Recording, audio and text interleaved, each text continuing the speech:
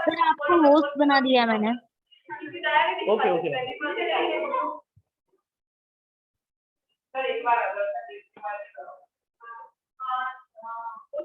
Assumption reasoning कुछ नहीं होता है, एक्चुअली क्या होता है वो दिमाग का खेल होता है। यूजुअली हम लोग, मैंने तुम लोगों को चैप्टर पढ़ने के लिए क्यों बोल रहा हूँ, इसका यही रीजन होता है कि यहाँ पे क्या होता है, कुछ 3-4 स्टेटमेंट ऐसे दिए होते हैं कि जिनको मतलब जो लगते होते हैं, मतलब एक दूसरे से इंटरकनेक्टेड होते हैं, पर उसमें से कुछ एक वर्ड या एक सेंटेंस या एक लाइन ऐसी होती है जिसमें पता चल जाता है कि this is related to this question. तो वो अगर तुम लोगों को पता चल जाए तो मतलब वो सारे जो एजम्पशन वाले होते हैं वो आप क्लियर कर पाओगे, पर स्टेटमेंट में ध्यान रखना पड़ेगा। और उसी के लिए सबसे पहले मोस्ट इंपॉर्टेंट चीज ये है कि चैप्टर को थॉरो पढ़ना पड़ेगा। अगर हम लोग एमसीक्यू पढ़ के जाएंगे या क्वेश्चन आंसर पढ़ के जाएंगे तो you will not attempt, you can not attempt assumption question. और सिविक्स में दूसरी बात यह है कि सिविक्स ऐसा मतलब सब्जेक्ट है, और साथ में इकोनॉमिक्स, ये दोनों सब्जेक्ट ऐसे हैं जिसमें तुम लोगों को उसकी लैंग्वेज ही लिखनी पड़ेगी। फॉर एन एग्जांपल अगर हम गवर्नमेंट की बात करते हैं या तो कॉन्स्टिट्यूशन की बात करते हैं तो उसमें उसकी ही लैंग्वेज आती है, कॉन्स्टिट्यूशन की ही लैंग्वेज आती है, और वही लैंग्वेज अगर ऑप्ट करोगे तो you will score the marks. पर अगर अपने सेंटेंसेस में लिखने जाओगे तो यहाँ पे मार्क्स कटने की गुंजाइश होती है ज्यादातर, क्योंकि सिविक्स की लैंग्वेज थोड़ी सी हार्ड है पर समझो तो बहुत ही इजी है। उसी तरह से इकोनॉमिक्स की लैंग्वेज भी वही है, इकोनॉमिक्स के कुछ टर्म्स होते हैं। फॉर एन एग्जांपल हमने लिख लिया नेशनल इनकम, नहीं नेशनल इनकम नहीं लिखा जाता, इकोनॉमिक्स में ग्रॉस डोमेस्टिक प्रोडक्ट लिखा जाता है। तो ये कुछ चीजें अगर हम ध्यान में रखें और उस हिसाब से फिर हम लोग कोई भी क्वेश्चन पेपर का आंसर बनाए, ठीक है, या कोई भी क्वेश्चन का आंसर बनाए, तो वो ज्यादा बेनिफिशियल रहता है स्कोरिंग के लिए।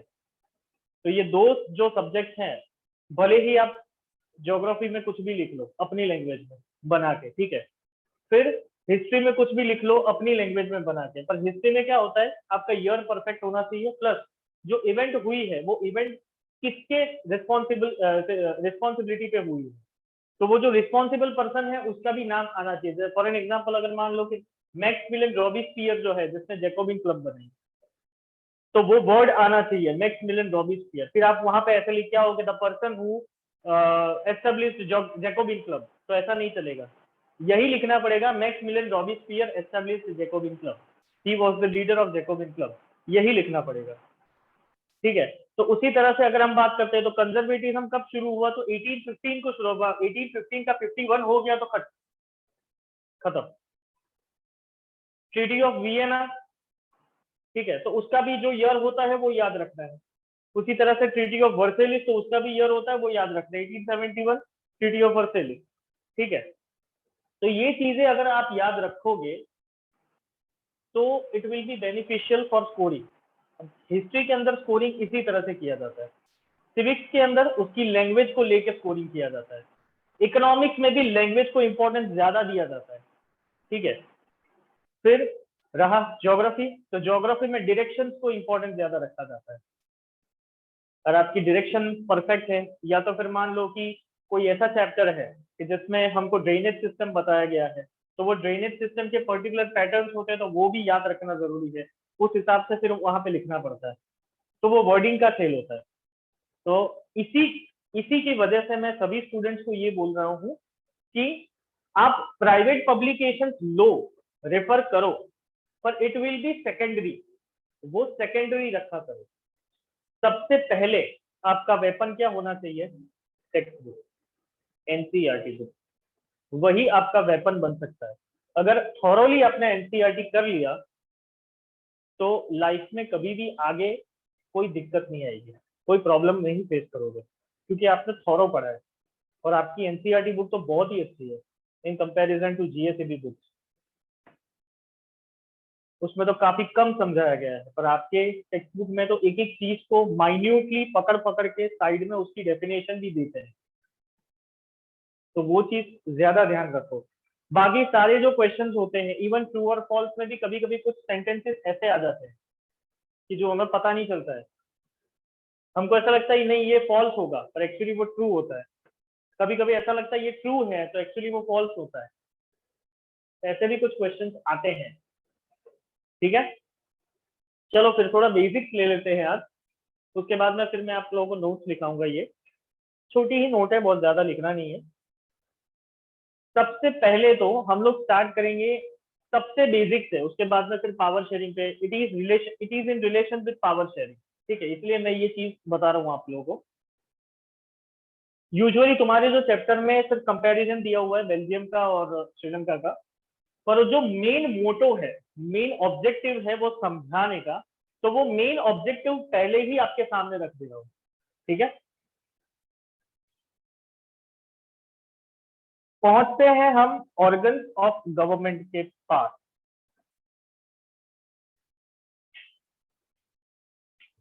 विच are the organs of government?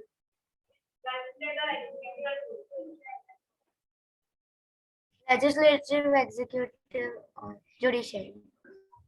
इसमें शायद तुम्हारा सेकंड चैप्टर भी खत्म हो जाएगा, होप सो। पावर शेयरिंग भी खत्म हो जाए, फेडरलिज्म भी खत्म हो जाएगा शायद। ओके, तो ऑर्गन्स ऑफ द गवर्नमेंट में सबसे पहला ऑर्गन है लेजिस्लेचर, लिखना नहीं है ये। फिर आता है एग्जीक्यूटिव और तीसरा है जुडिशियरी। ठीक है, अब एक्चुअली यही चीज सेंट्रल गवर्नमेंट भी होती है, यही चीज स्टेट गवर्नमेंट में भी होती है, पर स्टेट गवर्नमेंट थोड़ा बहुत वेरिएट करता है सेंट्रल गवर्नमेंट से, क्योंकि यहाँ पे इनकी रिस्पॉन्सिबिलिटी बहुत ही ज्यादा होती है in compare to local government या तो स्टेट गवर्नमेंट। तो ऑर्गन्स ऑफ द गवर्नमेंट हम देखते हैं ये सेंट्रल गवर्नमेंट का। सबसे पहले लेजिस्लेचर में क्या आता है? Law making, parliament. पार्लियामेंट। ठीक है, अब पार्लियामेंट में कौन सी दो पार्लियामेंट सेंट्रल गवर्नमेंट की अगर बात करूँ तो? राज्यसभा और लोकसभा। अच्छा, लोकसभा बताना। मैं नहीं जानता हूँ। फिर राज्य राज्यसभा, ओके। स्पीकर भी होता है, वो तो लोकसभा के स्पीकर होते हैं, राज्यसभा के स्पीकर होते हैं। हाँ वही वही, वो लोकसभा का स्पीकर होता है। लोकसभा के भी एक स्पीकर डेडिकेटेड होते हैं और राज्यसभा का भी एक स्पीकर डेडिकेटेड होता है, पर राज्यसभा का जो स्पीकर होता है he considered to be the vice president of India. जो वाइस प्रेसिडेंट होता है इंडिया का, तो हाँ, वही यस राज्यसभा सर। का स्पीकर होता है। ठीक है, तो लोकसभा का दूसरा कोई नाम है? हाँ सर, पता नहीं। लोअर चेम्बर ना sir, lower house. Okay, lower house. और एक नाम है?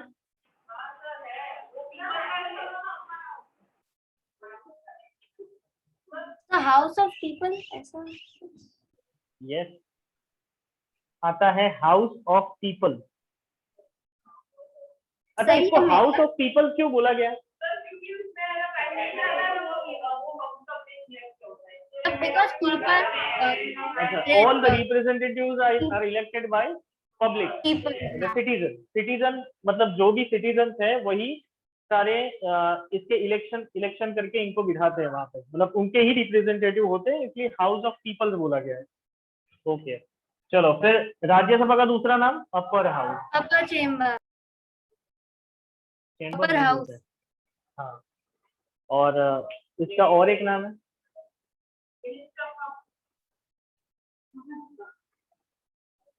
ये याद रखो, काउंसिल ऑफ स्टेट।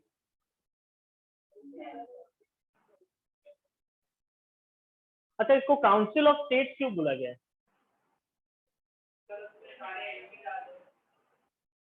उसमें जो लोग भी बैठते हैं वो लोग किसी ना किसी स्टेट को रिप्रेजेंट करते हैं।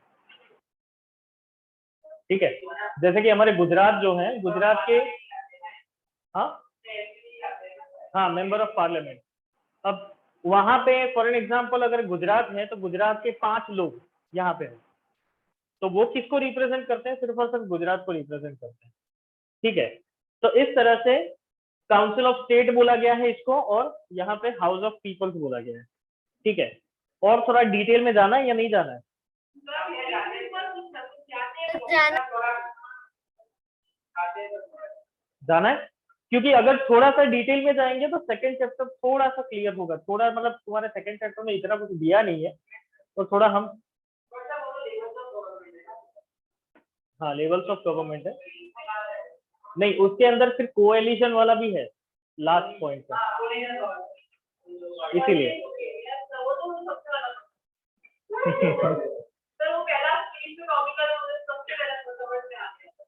अच्छा, चलो फिर लोकसभा के अंदर कितनी सीट्स होती है? 545। यूजुअल नंबर है 545। अभी जो इलेक्शन हुआ उसके अंदर 543 गिनी जाती है। अच्छा, लोकसभा के अंदर जब इलेक्शन होता है तो 545 सीट के ऊपर इलेक्शन होता है। ठीक है, अब रेशियो पता है कितना होना चाहिए? कितना रेशियो होता है, मतलब मिनिमम कितनी सीट चाहिए तो आप अपनी मेजोरिटी गवर्नमेंट बना सकते हो? 2/3 नहीं, मोर देन हाफ। हाफ मतलब फिक्स रेशियो कुछ अकॉर्डिंग टू अवर कॉन्स्टिट्यूशन। हमने, हमारी कॉन्स्टिट्यूशन में एक आर्टिकल है पार्लियामेंट वाला, वो पार्लियामेंट के अंदर ऐसा लिखा हुआ है कि इतना रेशियो होना चाहिए, प्रेफर्ड रेशियो इतना है, इससे कम हुआ तो फिर और भी सारे रास्ते हैं गवर्नमेंट बनाने के, पर सबसे पहला रास्ता तो मेजोरिटी गवर्नमेंट का होता है। तो वो मेजोरिटी गवर्नमेंट को बनाने के लिए एक रेशियो दिया हुआ है 545 बाई डिवाइडेड बाई 2 + 1, मतलब कि हाफ प्लस 1 का रेशियो। ठीक है, अब इसको डिवीजन करते हैं, 272.5 आता है, ऐसा कुछ आधी सीट तो होती नहीं है, तो यूजुअली हम गिनते हैं 273 + 1, मतलब रेशियो कितना हुआ? 274। हाँ, तो 274 सीट आपके पास होनी चाहिए, तो ही आप मेजोरिटी गवर्नमेंट बना सकते हो। मेजोरिटी गवर्नमेंट मतलब कि दो पार्टी अगर state election, sorry central election में खड़े हैं, ठीक है, तो उनको 274 सीट गेन करनी पड़ेगी, तो ही वो अपनी मेजोरिटी गवर्नमेंट बनाएंगे। इतनी तो सीट ही नहीं है। +1 मतलब एक सीट ज्यादा, हाफ से एक सीट ज्यादा। मतलब कोई भी जगह पे जब हमारे यहाँ पे वोटिंग होता है, सपोज फॉर एन एग्जांपल यहाँ पे दो कैंडिडेट यहाँ पे खड़े हैं, ठीक है, जो इस क्लास का मॉनिटर बनाना है, एक लड़की यहाँ पे, एक लड़का यहाँ पे है, ठीक है, या तो लड़का लड़की नहीं गिनते अपने, दो लड़के गिनते हैं या तो दो लड़कियां गिनते हैं। हम दोनों को, क्लास को ऐसा बोला गया है कि आपको वोट करना है, कौन डिजायरेबल कैंडिडेट है इस क्लास का मॉनिटर बनने के लिए। ठीक है, तो क्लास में समझ लो 50 बच्चे हैं, अब 50 में से 25 बच्चों ने इसको वोट दिया, ठीक है, और 24 बच्चों ने इसको वोट दिया, तो कौन जीतेगा? हाफ + 1 हुआ, ठीक है, पर अगर 20 इसको मिला है और 20 इसको मिला है तो टाई हो जाएगी, तो फिर ऐसी कोई नई चीज लानी पड़ेगी। ठीक है, तो वो उसके लिए तो आगे बढ़ते हैं, तो सबसे पहले 274 सीट मतलब हाफ + 1 का रेशियो होता है। हाफ + 1 का रेशियो अगर कोई भी गवर्नमेंट लेके आती है तो वो अपनी मेजोरिटी गवर्नमेंट बना सकती है। ठीक है, अब मान लो कि ये समझते हैं कि दोनों में से कोई भी पार्टी इतने वोट नहीं लेके आई। फॉर एन एग्जाम्पल अगर मैं बीजेपी की बात करूं तो बीजेपी के पास 127 है और आईएनसी के पास 109 है, तो क्या वो गवर्नमेंट अपनी बना पाएगी? नहीं। नहीं बना पाएगी। क्यों नहीं बना पाएगी? क्योंकि ये जो प्री फिक्स्ड रेशियो है वो यहाँ पे वो लोग फुलफिल नहीं कर पा रहे हैं। तो ऐसी कंडीशन में क्या होगा?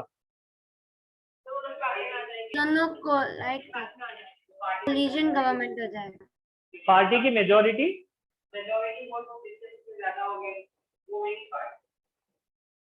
मेजोरिटी वोट पर, यहाँ पे तो ये प्रीफिक्स रेशियो तो है नहीं।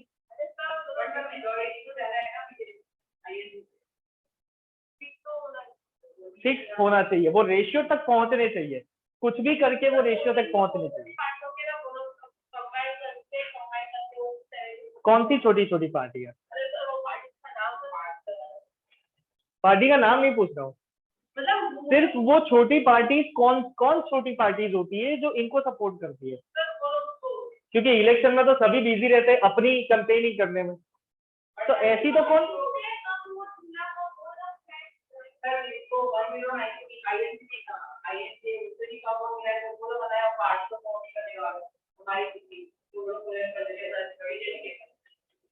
ऐसे पर उनको सपोर्ट में होना चाहिए ना, वो आईएनसी को अगर सपोर्ट करते हैं तो उनको हेल्प करेंगे। If I am supporting you then and only then I will help you. मैं तुझे सपोर्ट ही नहीं कर रहा हूँ तो मैं कैसे तेरे को हेल्प करूंगा?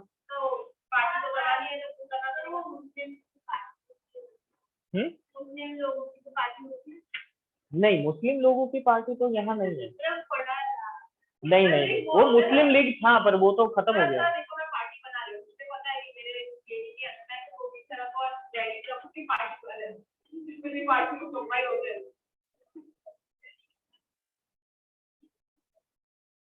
इनको, हाँ ये बात सही है कि वो लोग छोटी पार्टियों से वोट बोरो करते हैं, पर वो कौन सी छोटी पार्टियां होती है जिनके पास से ये बोरो करते हैं, क्योंकि सभी लोगों को अपनी गवर्नमेंट बनानी होती है।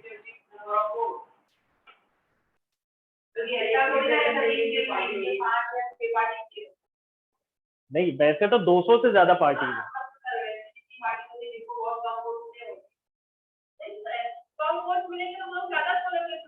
कम वोट मिलते हैं, ठीक है, तो वो रीजनल पार्टी तो फॉर्म, रीजनल गवर्नमेंट तो फॉर्म कर सकते हैं ना।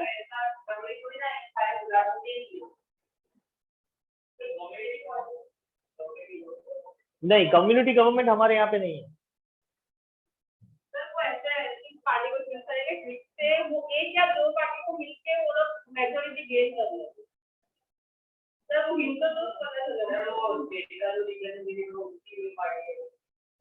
स्टेट का रिप्रेजेंटेटिव नहीं,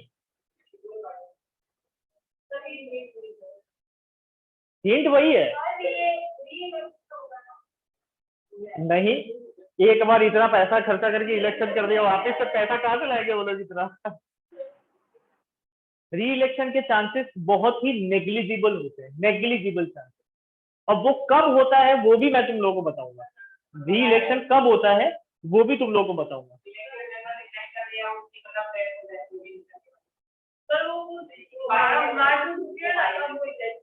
उसके दो तीन तरीके हैं, री इलेक्शन के दो तीन तरीके हैं, या तो फिर वो,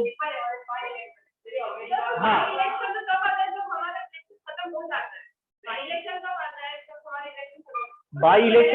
बाई इलेक्शन तब होता है जब पार्टी का मेंबर जो होता है वो रिजाइन कर देता है या तो फिर उसकी डेथ हो जाती है, तो इन बिटवीन वो गवर्नमेंट चलानी है तो इंटरिम गवर्नमेंट बैठ जाएगी और उस टाइम पे कोई भी एक बंदे को इलेक्ट करके वहां पे रख दिया जाएगा।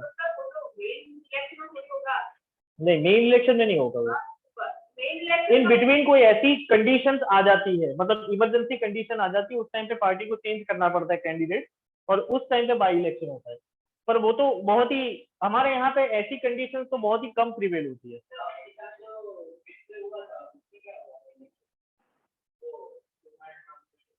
वो एक्चुअली ऐसा नहीं था, वो वहां पे सिस्टम ऐसी है, वहां के इलेक्शन की सिस्टम ऐसी है कि दो कैंडिडेट को पब्लिक के सामने रखा जाता है और उनके बीच में डिबेट होती है। वो डिबेट में जिसको सबसे ज्यादा वोट मिलते हैं वही वहां का प्रेसिडेंट चुना जाता है।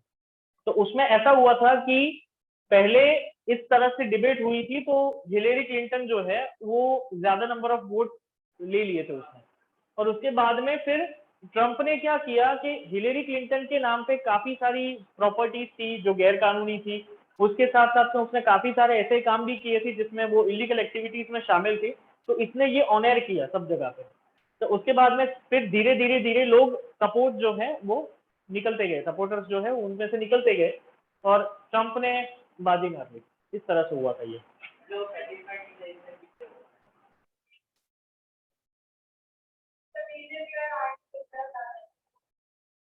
चलो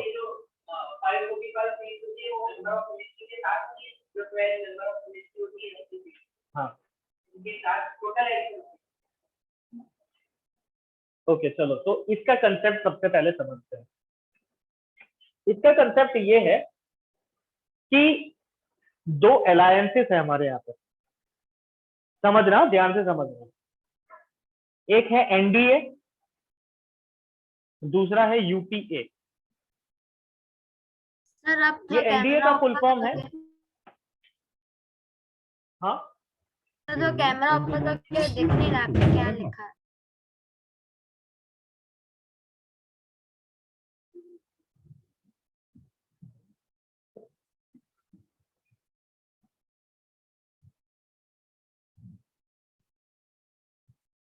अब दिख रहा है?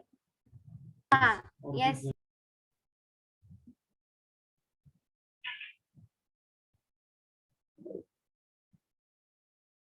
ओके, तो एक होती है एनडीए और दूसरा होता है यूपीए। एनडीए का फुल फॉर्म है नेशनलिस्ट डेमोक्रेटिक अलायंस, ठीक है, और यूपीए का फुल फॉर्म है यूनाइटेड प्रोग्रेसिव अलायंस। अब this is an alliance, alliance मतलब कि ग्रुप ऑफ पार्टी, ठीक है, जिसमें कुछ मेन पार्टी होती है, ठीक है। तो अब देखो, ये एनडीए जो है उसकी मेन पार्टी है बीजेपी, और इसके साथ में काफी अलाइड पार्टीज है जो हमेशा बीजेपी को ही सपोर्ट करती है, और वो भी इन इलेक्शंस में पार्ट लेती है, ठीक है। उसके साथ में जो यूपीए है, यूपीए की मोस्ट इंपॉर्टेंट पार्टी है आईएनसी, मतलब कि इंडियन नेशनल कांग्रेस, और उसके अलायंस में काफी सारी पार्टीज होती है, मतलब इट इज नंबर ऑफ 50 या 70 या 100, कुछ भी बोल सकते हैं, जो सिर्फ आईएनसी को ही सपोर्ट करते हैं, ठीक है। जैसे कि ये क्लास में एक मॉनिटर जो खड़ा था, उसको 10 ऐसे लोग होते हैं जो इनको ही सपोर्ट करते हैं, और ये दूसरा वाला जो है, इसके पास भी ऐसा है कि 10 ऐसे लोग हैं जो इनको ही सपोर्ट करते हैं। मतलब जब टाई जैसी सिचुएशन आ जाए तो उस टाइम पे वो सारे लोग काम आते हैं इनके। तो यही सिचुएशन यहाँ पे है। जब ये इलेक्शंस होते हैं, ये इलेक्शंस में सारे की सारी पार्टी वो वहां पे अपना हिस्सा लेने के लिए बैठी होती है, मतलब वोट लेने के लिए बैठी होती है, कहीं ना कहीं से कोई रीजनल हो, ठीक है, कोई एक स्टेट की पार्टी हो, ठीक है, या तो फिर कोई नेशनल पार्टी हो। तो ऐसी दो टाइप की पार्टीज होती है यूजुअली, एक नेशनल होती है और एक रीजनल होती है, ठीक है। तो रीजनल बहुत सारी पार्टीज होती है जिनको एक दो 10-15 एक दो 10-15 ऐसा वोट्स मिलते जाता है, ठीक है। तो जब ऐसी सिचुएशन आए कि जैसे 127 बीजेपी को मिला है, 109 आईएनसी को मिला है, अब इन लोगों को बोला जाता है कि आपको 274 रेशियो तक पहुंचना है, ठीक है। तो ये लोग क्या करेंगे, यहां वाली जो पार्टीज है इनसे सीट्स बोरो करेंगे, वोट्स बोरो करेंगे, और उनको क्या बोलेंगे, वो लालच कि मैं तुमको एग्रीकल्चर मिनिस्ट्री दे दूंगा, आप मेरे साथ आ जाइए। तो 10 वोट वहां से मिल गए। फिर किसी और को बोलेंगे हम आपको डिफेंस मिनिस्ट्री दे देंगे, आप हमारे पास आ जाइए, वोट वहां से मिल गए, ठीक है। फिर कोई ऐसा होगा जिसके पास 80 वोट होंगे, तो उसको जाके बोले आप हमारे साथ आ जाइए, हम आपको होम मिनिस्ट्री दे देंगे। होम मिनिस्ट्री चाहिए मतलब आ गई, मतलब खत्म, ठीक है, आ गए 80 वोट। इस तरह से वो 274 रेशियो बनाएंगे, पर फिर वो मेजॉरिटी गवर्नमेंट नहीं बोली जाएगी, वो बोली जाएगी एनडीए गवर्नमेंट। जब बीजेपी अगर 274 रेशियो पहले बना देती है तो वो बोली जाएगी NDA government.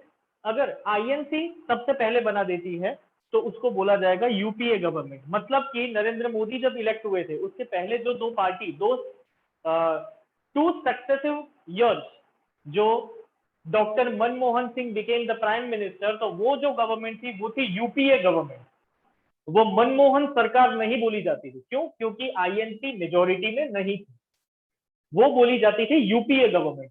UPA 1, the first tenure was considered as UPA 1 and the second tenure was considered as UPA 2। अब जब 2014 के इलेक्शन में जब नरेंद्र मोदी ने ज्यादा से ज्यादा वोट कैप्चर किए, मतलब कि उस टाइम पे उनके पास थे 292 vote, it is larger than 274, ठीक है।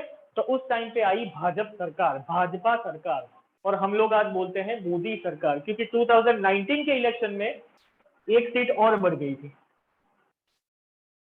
293। ठीक है, और इस तरह से उन्होंने बनाई थी मोदी सरकार। तो अगर आप एनडीए सरकार बनाते हो या यूपीए सरकार बनाते हो, तो वो तो आपके पास जो अलायंस था उसको लेके आपने बनाई है, तो इसको हम क्या बोलेंगे, कोएलिशन गवर्नमेंट। क्या बोला जाएगा, coalition government. This is the concept of coalition government. Yes, कुछ पूछना चाहते हैं? एनडीए गवर्नमेंट जो बन रही है उसके जो बेस है वो बीजेपी है, राइट? और उसके नीचे ही सारी पार्टी आ रही है, तो फिर वो लोगों को रिश्वत देने की जरूरत क्या है? रिश्वत देने की जरूरत नहीं होती है, रिश्वत नहीं होती है ये। एक्चुअली हम किसी से कुछ भी मांगते हैं तो सामने हमको रिटर्न में कुछ देना पड़ता है। तो ये लोग क्या करते हैं, जब पार्टी की अलायंस बैठी होती है तो उस टाइम पे इनको ये चीज बोली जाती है कि अगर आप हमें हेल्प कर रहे हो विथ वोट्स, तो हम आपको सामने फैसिलिटेट कर रहे हैं। तो उससे फिर एक्चुअली होता है कोएलिशन गवर्नमेंट बनाते हैं तब वो हमारा ड्रॉबैक होता है, मतलब उसमें वो मुझे तो हमारा गवर्नमेंट चलाने में दिक्कत आती है, दीपक के साइड से मुझे पार्ट टू का चाहिए। दिक्कत आती है क्योंकि वो बोलते हैं ना कि too many cook spoil the food.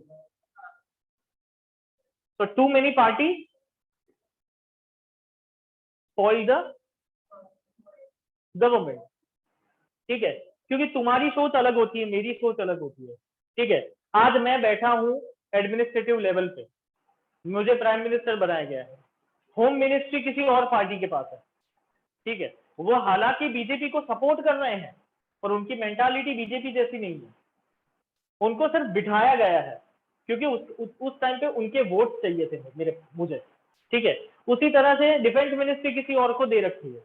ठीक है, तो वो लोग अपने हिसाब से काम करेंगे, होम मिनिस्ट्री अपने हिसाब से काम करेगी, एग्रीकल्चर मिनिस्ट्री में कोई दूसरा है तो वो भी अपने हिसाब से काम करेगा। और सभी को यहाँ पे क्या है कि आपने अगर मुझे वोट देके मुझे फैसिलिटेट किया है, तो मैं आपको अगर कोई भी चीज को सामने रिटर्न फैसिलिटेट कर रहा हूं तो उसके अंदर मैं कुछ चंचूबात नहीं कर सकता हूँ। हाँ, एक ठीक है कि एक direction, a way to rule, एक मैं सिखा सकता हूँ आपको कि अकॉर्डिंग टू कॉन्स्टिट्यूशन आपको जाना है, पर वो ऐसा बताते हैं कि हाँ ठीक है हम लोग अकॉर्डिंग टू कॉन्स्टिट्यूशन ही जा रहे हैं, पर फायदा तो हमें चाहिए ना। उसमें से एक पार्टी ऐसी निकली कि जो सबसे ज्यादा करप्टेड है, तो जैसे कि यूपीए सरकार में हुआ था, यूपीए 1, यूपीए 2। यूपीए 1 बहुत ही अच्छी फ्लरिशिंग रही थी, यूपीए 2 के अंदर कितने स्कैम्स निकले थे, कितने स्कैम, 2G स्पेक्ट्रम स्कैम, फिर कोल एलोकेशन स्कैम। ठीक है, ये बड़े बड़े स्कैम जो थे वो लोग किसने किए, डिफेंस का भी स्कैम हुआ था। ठीक है, तो इतने सारे स्कैम जो हुए थे, this is because of coalition government, क्योंकि वो लोग अपने हिसाब से ही चलते हैं। उनको सिखाया जाता है कि नहीं, अपने हिसाब से आप चलो, कोई बात नहीं, पर आपको अकॉर्डिंग टू कॉन्स्टिट्यूशन के दायरे में आपको चलना है।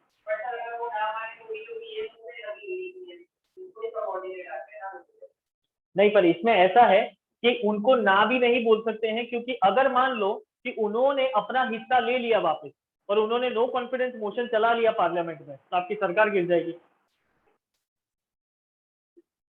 सिंपल। सर अगर ऐसा हो मतलब एडमिनिस्ट्रेशन में डिफेंस पर इसको वो मिनिस्ट्री है ना, इसको बराबर काम नहीं करे और इंडिया का जो लेवल है वो बहुत ही लॉस में जा रहा है, तो फिर वो पार्टी किसके करेगी, मल्टीपल पार्टी? मतलब समझा नहीं ना। मीन जैसे हम कॉलेज का में टीचर पार्टी के उसमें एडमिनिस्ट्रेटिव एग्रीकल्चर जो सेक्टर होता है वो बराबर से काम नहीं करता है, इसकी वजह से बहुत ही फार्मर्स और इंडियन इकोनॉमी फॉल डाउन है, तो फिर मेजॉरिटी पार्टी मेजोरिटी पार्टी बोलती है, मेजोरिटी पार्टी ऐसा बोलती है कि चलो आपसे नहीं संभल रहा है तो फिर हम ऐसा करते हैं कि आपको कुछ पॉलिसीज दे देते हैं, आपको कुछ फंडिंग दे देते हैं, तो जिस हिसाब से आप अच्छे से चला पाओ। पर फिर भी अगर वो चला नहीं पाते हैं तो फिर वो जिस तरीके से चल रही है वो तरीका थोड़ा चेंज करते हैं वो लोग। इस तरह से वो 5 साल जो है वो निकाल देते हैं कुछ भी करके, और उसके बाद में उनका प्रेफरेंस यही रहता है कि किस तरह से हम लोग वापस से ज्यादा वोट हम लोग गेन कर पाए। क्योंकि हमेशा एक चीज है, मैंने जैसे बोला ना कि too many cooks spoil the food, अगर एक साथ कोई एक डिश बनाने के लिए 5-6 कुक्स आ गए, ठीक है, तो वो ऐसा मैं इतना मसाला डालूंगा, ये मसाला डालूंगा, वो बोले मैं ये मसाला डालूंगा, मतलब क्या हुआ, खिचड़ा पक गया यहाँ पर, ठीक है। और वो बोलेंगे मैं अपनी तरीके से करूंगा, यहाँ पे ये मेजोरिटी पार्टी बोलती है मैं अपनी तरीके से करूंगा, ठीक है। तो इस तरह से हमेशा क्लैशेस ही होते हैं, और सबसे ज्यादा क्लैशेस जो होते हैं और सबसे ज्यादा स्टैम्प निकलते हैं वो ये कोएलिशन गवर्नमेंट में ही निकलते हैं। मतलब it is said that coalition government is not at all favourable, ठीक है। बीच में जब 2014 में अगर आप लोगों ने देखा हो इलेक्शन जब हुआ था, तो 2014 में जब हमारे इवन नरेंद्र मोदी के पास बहुत सारे वोट्स आ गए थे, मेजोरिटी वोट्स आ गए थे, फिर भी लोग ऐसा बोल रहे थे कि वो शायद कोएलिशन गवर्नमेंट बनाएंगे। हालांकि उनके पास 293 वोट थे, 292 वोट थे, फिर भी वो लोग ऐसा बोलते थे कि वो शायद कोएलिशन गवर्नमेंट बनाएंगे। पर कुछ सोच समझ के उन्होंने फिर एट लास्ट फिर उन्होंने बोल दिया था कि नहीं, कोएलिशन गवर्नमेंट नहीं बनेगी, ये एनडीए सरकार नहीं बनेगी, ये सिर्फ और सिर्फ भाजपा सरकार बनेगी। और एक्चुअली क्या होता है कि एक दूसरा ड्रॉबैक ये होता है कोएलिशन गवर्नमेंट में कि कुछ एक्ट या बिल पास करवाने होते हैं पार्लियामेंट में। तो अगर वो कोएलिशन गवर्नमेंट होती है और आपने किसी के पास से वोट्स बोरो किए होते हैं, तो शायद मान लो कि आपको जो बिल पास करवाना है और वो लोग उस बिल के खिलाफ हो गए, तो ठीक है, उस बिल के खिलाफ हो गए और नेगेटिव वोटिंग हो गई, तो फिर वो बिल जो है वो पास नहीं हो सकता। जैसे कि फॉर एन एग्जांपल, अगर ये 370 आर्टिकल 370 जो है, जो जम्मू एंड कश्मीर को स्पेशल स्टेटस देता था, ठीक है, तो वो स्पेशल स्टेटस हटाने के लिए आर्टिकल 370 जो है वो नाबूद कर दिया। अब मान लो कि कोएलिशन गवर्नमेंट होती, तो कुछ लोग ऐसे होते कि जो ये बिल के खिलाफ होते, अगेंस्ट में बोलते और अगेंस्ट में नेगेटिव वोटिंग करते, ठीक है, तो ये बिल पास नहीं हो पाता, तो आर्टिकल 70 हटता नहीं। पर ये उनके पास मेजॉरिटी गवर्नमेंट उन्होंने बनाई थी, मेजॉरिटी वोट्स उनके पास थे, तो जिसकी वजह से उनकी पार्टी है उनको तो फॉलो करेंगे, तो बिल पास हो गया। तो ये होता है लोकसभा के प्राइवेट होते हैं। अरे ऐसा होता ही नहीं। अभी रिसेंटली मैं आपको बताऊं, 2005 में Atal Bihari Vajpayee was the prime minister of India, ठीक है। 1 या 1.5 साल या 2 साल गवर्नमेंट चली और जम्मू कश्मीर के एक एमपी ने सपोर्ट छोड़ दिया। जम्मू कश्मीर के एक एमपी ने सपोर्ट छोड़ दिया। अब जैसे ही छोड़ दिया, सरकार गिर गई एक वोट के लिए। अब उस टाइम पे थी एनडीए गवर्नमेंट। अब 274 वोट थे उनके पास, एक माइनस हो गया, मतलब 273 हो गई, एक वोट कम पड़ा, सरकार गिर गई। अब इसमें भी एक रूल होता है कि कोई भी एमपी अपना सपोर्ट इस तरह से वापस नहीं खींच सकता है। अगर आपने किसी को भरोसा दिया है कि मैं आपको सपोर्ट करूंगा और बीच में अगर मैंने वो भरोसा तोड़ दिया, तो वो एमपी ने अपना भरोसा तोड़ दिया, ठीक है, तो this will be considered as unconstitutional. कब अनकॉन्स्टिट्यूशनल होता है कि फॉर एन एग्जांपल क्या होता है कि कोई भी एक स्टेट होते हैं, उसके सपोज मान लो कि 2 एमपीज है, फॉर एन एग्जांपल मैं जम्मू एंड कश्मीर की बात कर रहा हूँ, जेएनके के 2 एमपी है, 2 एमपी मिला के जम्मू एंड कश्मीर के 100% होते हैं, 2 एमपी मिला के जम्मू एंड कश्मीर के 100% होते हैं। हमारे कॉन्स्टिट्यूशन में ये लिखा गया है कि अगर 50% एमपी अगर आपको सपोर्ट नहीं करते हैं, then it will not be considered as unconstitutional. अगर 2 एमपी जम्मू कश्मीर के हैं, मतलब 100% हुए, पर इसमें से एक एमपी ने बीजेपी को सपोर्ट करना छोड़ दिया और एक एमपी ने सपोर्ट किया, मतलब क्या हुआ, 50-50 हो गया, ठीक है। तो 50-50 हो गया तो it will not be considered as unconstitutional और वो सरकार गिर जाएगी एक की वजह से। और यही चीज हुई थी अटल बिहारी वाजपेयी के साथ, और सरकार फिर नहीं बनी थी। इसी तरह से सारे के सारे जितने भी स्टेट्स हैं उसमें ऐसा होता है, ठीक है। फॉर एन एग्जांपल अगर हम मध्य प्रदेश की बात करें, ठीक है, तो मध्य प्रदेश के अंदर 26 एमपीज है, तो 50% कितना हुआ, 13, अगर 13 MP सपोर्ट छोड़ दिया, 13 MP ने सपोर्ट छोड़ दिया तो 50% गिना जाएगा, मतलब इतनी सीट यहां से कम हो जाएगी। समझे? क्लियर? पता चला? फॉर एग्जांपल गुजरात में अगर 10 MP है, 10 तो उसमें से बीजेपी के पास बीजेपी के पास तो उसमें से एक MP के दिया, एक या दो के तो बीजेपी की सरकार में जाएगी ना स्टेट में। नहीं, 50% नहीं हुआ ना। 50% मतलब 10 MP है, 10 MP में से 5 MP अगर निकल गए हैं तो वो 50% हुआ। नहीं, ऐसा नहीं होता है, ऐसा नहीं होता है, ऐसा कंसेप्ट ही नहीं होता है। या तो वो पूरे अंदर होते हैं या तो फिर एक भी सपोर्ट नहीं करता है। उसमें से अगर मान लो कि 50% मतलब 5 MP निकल गए, अभी इलेक्शन हुआ, अभी उन्होंने सपोर्ट दिया, ठीक है, अभी तो ओथ ली है, प्राइम मिनिस्टर बने हैं और 5 MP ने, मतलब जिस जगह पे से 10 MP ने सपोर्ट किया है, मतलब 100% हो रहा है, उसमें से शायद मान लो 5 MP ने उसी टाइम पे ऐसा बोल दिया कि हमें सपोर्ट नहीं चाहिए, नो कॉन्फिडेंस मोशन चल जाएगा और सरकार गिर जाएगी। ये कंसेप्ट होता है, ठीक है। ये तो हालांकि बहुत ही डीप है, ठीक है, अपने उतने तक नहीं जाना है। अरे सिविक्स तो बहुत ही अच्छा है। लोग ऐसा बोलते हैं सिविक्स नहीं मजा आ रही है, नहीं मजा आ रही है, पढ़ना नहीं है, पढ़ना, पर एक्चुअली जो सिविक्स पढ़ता है ना वो लॉ में मास्टर हो जाता है। तुम लोग को पता है जो भी लॉ की डिग्री लेता है ना उनको कॉन्स्टिट्यूशन बुक पे होता है। जो लोग आईएएस की प्रिपरेशन करते हैं उनको भी कॉन्स्टिट्यूशन एक एक आर्टिकल, मतलब इतना डीपली पता होता है उनको कि सारे के सारे आर्टिकल्स क्या कहना चाहते हैं। इवन कॉन्स्टिट्यूशन की लैंग्वेज वो लोग बहुत ही अच्छी तरीके से वो रेफर कर पाते हैं। आप यूजुअली कोई भी कॉन्स्टिट्यूशन का कोई एक आर्टिकल खोल के बैठ जाओ, आपको नहीं पता चलेगा, पर अगर उसको ध्यान से पढ़ा जाए और किसी ने पढ़ाया जाए, कोई ऐसा बंदा हो जो आपको पढ़ाए वो, तो वो इतना इंटरेस्टिंग लगेगा कि बाकी सारे सब्जेक्ट को भूल जाओगे आप। और सिविक्स जो चीज है, मतलब कि हमारे बेसिक राइट्स होते हैं, वो राइट्स तो हमें पता ही होने चाहिए, तो ही हम हमारी कंट्री के अंदर बहुत ही अच्छी तरीके से रह पाएंगे। वरना कोई भी आएगा, लूट के चला जाएगा, एक्सप्लॉइट करके चला जाएगा, ठीक है। तो ये कंसेप्ट था कोएलिशन गवर्नमेंट का, ठीक है। अब लोकसभा खत्म हो गया, अब आते हैं राज्यसभा पे। राज्यसभा में 250 सीट्स होती है। कितनी होती है? 250 seat.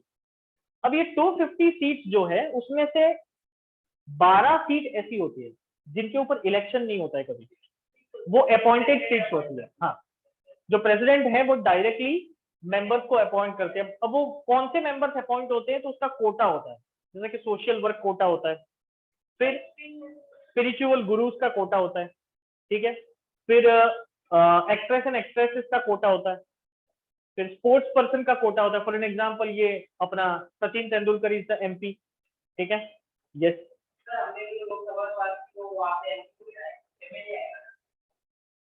Member of legislative assembly Rajya Sabha में नहीं होते, मेंबर ऑफ लेजिस्लेटिव, हाँ MLA आते हैं। तो जो भी यहाँ पे 12 जो MPs होते हैं वो इलेक्ट होते हैं, तो वो 12 MP को डायरेक्ट प्रेसिडेंट इलेक्ट अपॉइंट करता है, इलेक्ट नहीं करता है, अपॉइंट करता है, ठीक है। और उनका टेन्योर सिर्फ और सिर्फ 6 साल का होता है।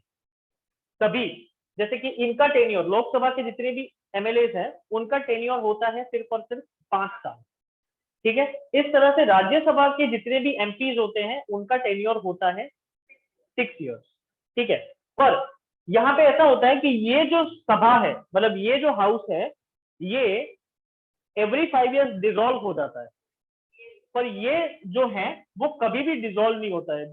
इट इज कंसिडर्ड अनडिसॉल्व, ठीक है, वो कभी डिसॉल्व नहीं होता है। पर every 2 years 1/3 every 2 years 1/3 members retire होते हैं और री इलेक्ट होते हैं सामने।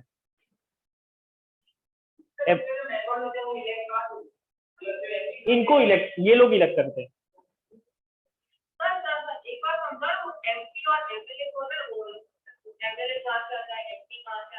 एमएलए जो होते हैं वो member of legislative assembly, legislative assembly मतलब लोकसभा, ठीक है। लोकसभा के जितने भी रिप्रेजेंटेटिव होते हैं जो हम लोग इलेक्ट करते हैं directly, they are called the MLA, और वो हम लोग इलेक्ट करते हैं। फिर एमपीज जो होते हैं मतलब कि member of parliament, member of parliament मतलब कि अपर हाउस होता है, ठीक है। अपर हाउस के जितने भी रिप्रेजेंटेटिव होते हैं उनको एमएलए इलेक्ट करते हैं। नहीं, ऐसा नहीं होता है, उनके ऊपर वोट किया जाता है, वो वोटिंग से ही वो लोग इलेक्शन में आते हैं, और इलेक्शन होने के बाद वो एमपीज बनते हैं। और हाँ, उसमें भी उनकी स्टेट की जो कंस्टिट्यूएंसी होती है वहां पे उनके पास मेजोरिटी वोट होने चाहिए।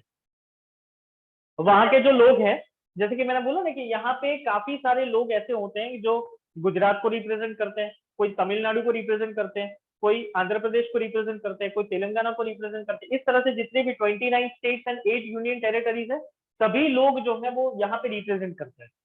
तो वो लोग जो है वो उन्हीं के जो रिप्रेजेंटेटिव होते हैं उनको ही वो इलेक्ट करके इसके अंदर बिठाते हैं, और उनका टेन्योर होता है 6 ईयर्स, और एवरी 2 ईयर्स 1/3 पॉपुलेशन मतलब 1/3 जो मेंबर होते हैं वो रिटायर्ड होते हैं और सामने री इलेक्ट हो जाते हैं। और इसीलिए ये साइकिल जो है वो चलती रहती है, चलती रहती है, चलती रहती है, और अनडिजॉल्व बोला जाता है, मतलब कि डिजॉल्व नहीं होती है।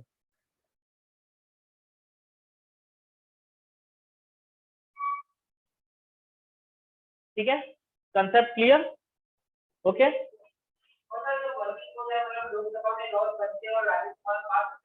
हाँ, वो तो बिल साइकिल होती है, मतलब पहले लोकसभा के अंदर बिल पास होगा, फिर वहां पे डिबेट होगी उसके ऊपर, मतलब कोई भी एमपी या वहां का जो एमएलए होता है वो लोग, एक मिनट, वहां के जो एमएलए होते हैं वो लोग पहले उसके ऊपर डिबेट करते हैं, ठीक है। अब डिबेट में क्या डिबेट किया जाएगा, उसके एडवांटेजेस और उसके डिसएडवांटेजेस। फॉर एन एग्जांपल, एक बिल ऐसा पास हुआ कि सभी 2 व्हीलर जो राइडर होते हैं, राइडर एंड पिलियन राइडर, ठीक है, उन दोनों को हेलमेट पहनना जरूरी है। तो अब समझ लो कि आगे वाला जो चला रहा है उसको ठीक है हेलमेट पहननी जरूरी है, पर जो पिलियन राइडर है जो उसके पीछे बैठा है उसको तो हेलमेट पहनने की जरूरत नहीं है, ठीक है। तो वो तो अपने हिसाब से सेफ्टी रख सकता है, कभी भी उतर के निकल जाएगा वो, अगर एक्सीडेंट जैसी सिचुएशन हो जाए तो ऐसा बोला गया है कि राइडर एंड पिलियन राइडर दोनों को हेलमेट पहनने की जरूरत है। तो इसका जब ये एक्ट पास हुआ, ठीक है, तो उसके पहले इन्होंने डिबेट की, एडवांटेजेस उसके क्या है और डिसएडवांटेजेस उसके क्या है। ऑब्वियस बात है, अगर सेफ्टी की बात करते हैं तो एडवांटेजेस सबसे ज्यादा होंगे, डिसएडवांटेजेस तो कम ही होंगे। तो बिकॉज डिसएडवांटेजेस हावी हो गए डिसएडवांटेजेस पे, तो ये बिल जो है वो पास हो गया। हाँ, पर वो जब एक्ट बनाते हैं ना तो उसमें कुछ ये मेंशन किया जाता है, एक्सक्लूजन मेंशन किया जाता है कि ऐसे ऐसे लोग जो हैं कि जो लोग हेलमेट नहीं पहन सकते हैं, तो उसमें से कुछ कम्युनिटीज ऐसी हैं जैसे कि पंजाबी हैं, सिख लोग हैं जो पहले से ही वो, हाँ, तो उन लोगों को हेलमेट पहनने की जरूरत, इवन राजस्थानी में कुछ लोग जो साफा पहनते हैं बड़े बड़े, तो उनको भी एक्सक्लूड किया जाता है इसके अंदर। यही सारे डिबेट्स वहां पे होते हैं, यही जो डिबेट्स होते हैं वो वहां पे होते हैं।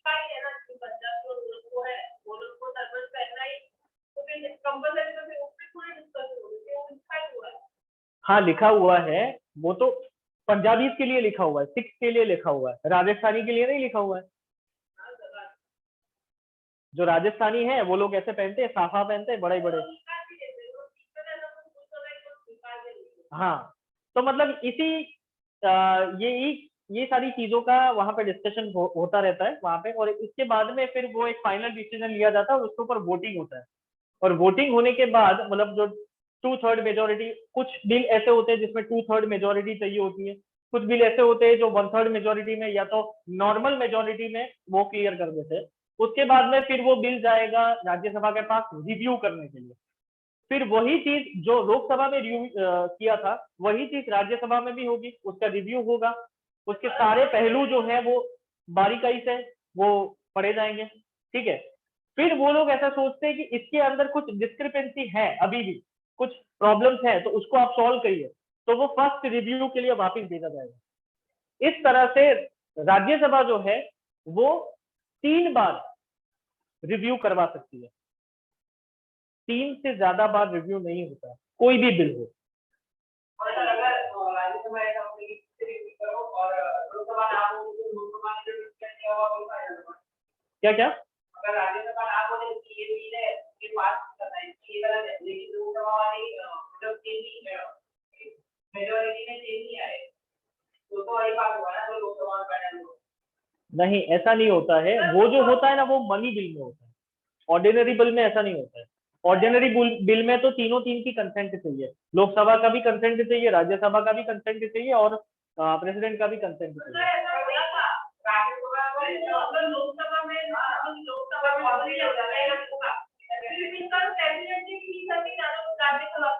नहीं, ऐसा नहीं होता है। लिखा पढ़ाया था ऐसा। हाँ सर ऐसा है।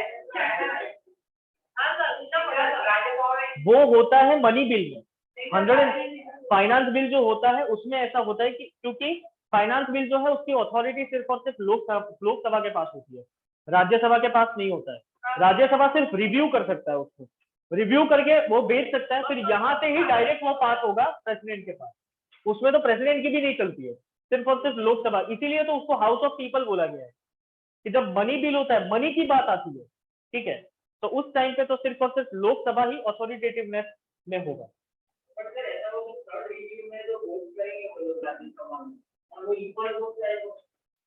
इक्वल वोट्स मतलब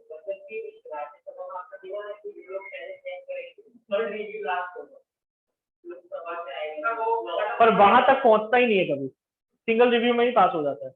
पर वो भी उसमें क्या डिस्क्रिपेंसी, मैंने समझो मैंने वर्ड कौन सा यूज किया, डिस्क्रिपेंसी हो तो, अगर कोई प्रॉब्लम हो तो। पर लोकसभा से ही वो बिल इस तरह से निकलता है कि उसमें कभी प्रॉब्लम होता ही नहीं है, क्योंकि वो सारी चीजें बारीकाई से चेक करते हैं और उसके बाद में फिर वोटिंग होता है, ठीक है। अब वोटिंग कब होगा, जब सारे लोग जो हैं वो लोग मानते होंगे कि हाँ ठीक है ये बात सही है, तो हमने यस बोल दिया, और उसके बाद में फिर वो पास होता है। वो तो सिर्फ अप्रूवल के लिए जाता है राज्यसभा के पास। और अगर मान लो rare of the rare cases में कोई छोटी सी गलती उन्होंने निकाल ली, तो उसको चेक करके वापिस से वो रिव्यू करवा के वापिस भेज देते हैं, फिर क्लियर हो जाएगा। फिर दूसरी बार, एक बार आपने गलती निकाली फिर दूसरी बार तो नहीं कोई गलती निकालने बैठेगा, क्योंकि वो लोग ऐसा बोलते हैं बार बार क्या भेज रहे हो आप, एक ही बार गलती निकाल के भेजो इतनी, ठीक है। तो फर्स्ट रिव्यू में ही यूजुअली क्लियर हो जाता है। उसके बाद में हाँ कभी कभी ऐसे भी बिल होते हैं जिसमें प्रेसिडेंट बोलता है नहीं ये बिल पास नहीं होगा, प्रेसिडेंट के पास भी अथॉरिटी होती है कि वो वापस से रिव्यू करने भेजते हैं, राज्यसभा वाले ने रिव्यू अच्छे से नहीं किया, लोकसभा वाले ने रिव्यू अच्छे से नहीं किया, तो ऐसे भी कुछ बिल होते हैं। पर जब हम बात करते हैं, ये सारी बात जो है वो सिर्फ और सिर्फ ऑर्डिनरी बिल की होती है, ठीक है। हम बात करेंगे मनी बिल की, तो मनी बिल में ऐसा है कि सिर्फ और सिर्फ अथॉरिटी किसकी होती है, लोकसभा। वही चेक होगा, वही सब कुछ जो डिस्क्रिपेंसी होगी वही क्लियर होगा, उसके बाद में सिर्फ और सिर्फ रिव्यू के लिए भेजा जाएगा लोकसभा के पास। नहीं, सारे बिल में नहीं होता है।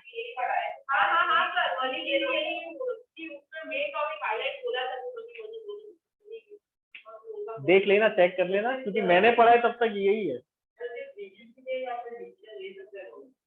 नहीं, मनी बिल में वो लोग डिसीजन नहीं ले सकते। मनी बिल में सिर्फ रिव्यू करके बोल सकते हैं कि ये गलत है, ये थोड़ा चेंज कर लो, इस तरह से। बाकी सर अगर ऐसा होता है कि मनी बिल में भी राज्यसभा और प्रेसिडेंट अपनी मनमानी चला देते हैं, तो फिर वो जो पार्लियामेंट नया बना है वो बनता ही नहीं, वो हो ही नहीं सकता है, क्योंकि हमारे पैसे का डिसीजन वो लोग नहीं ले सकते। लोकसभा ने पास किया, पार्लियामेंट नया बना है और उसमें बहुत ही ज्यादा अमाउंट की है, तो राज्यसभा बोल रही है कंसीडर नहीं कर सकते। नहीं, राज्यसभा अगर इसमें क्या होता है कि कभी कभी लोकसभा ने कुछ फंडिंग जो है वो इरेगुलर फंडिंग वहां पे डाल दी है, ठीक है, तो वो पास हुआ आगे। राज्यसभा क्या करती है, उसको रिव्यू करके ऐसा बोल सकती है कि आपने यहाँ पे इरेगुलरिटी यहाँ पे रखी है, इसको चेंज करो, ठीक है। तो वो सजेशन दिया, अब वो सजेशन मान्य होता है इनके ऊपर, ठीक है। और एट लास्ट जब प्रेसिडेंट के अंडर में ये सारी चीजें आती है, तो प्रेसिडेंट भी ऐसा बोल सकता है कि आप ये बिल पास ना करो तो ज्यादा बेटर रहेगा, क्योंकि इसमें काफी सारी इरेगुलरिटीज है, ठीक है। पर यूजुअली ऐसा होता नहीं है, क्योंकि वहां के भी कुछ एमपीज ऐसे होते हैं कि जो, सॉरी एमएलए ऐसे होते हैं कि जो सपोर्ट करते हैं, सच्चाई को सपोर्ट करते हैं, और इस तरह से, क्योंकि ये पैसे जो होते हैं उसका डीलिंग जो होता है वो एकदम ट्रांसपेरेंट तरीके से होना चाहिए। तो वो बजट सेशन में आता है, फिर वो जो बनता है वो बजट बनता है। बट सर ये जो पूरा नया पार्लियामेंट बन रहा है वो और ऊपर मेरे पास जाएगी 900 करोड़ में बन जाएगा, लेकिन थोड़ी ज्यादा ही होगा ना, और रोड देखने जाए तो उससे तो ज्यादा ही होगा। ये तो सिर्फ और पेपर बोला है 900 करोड़ में।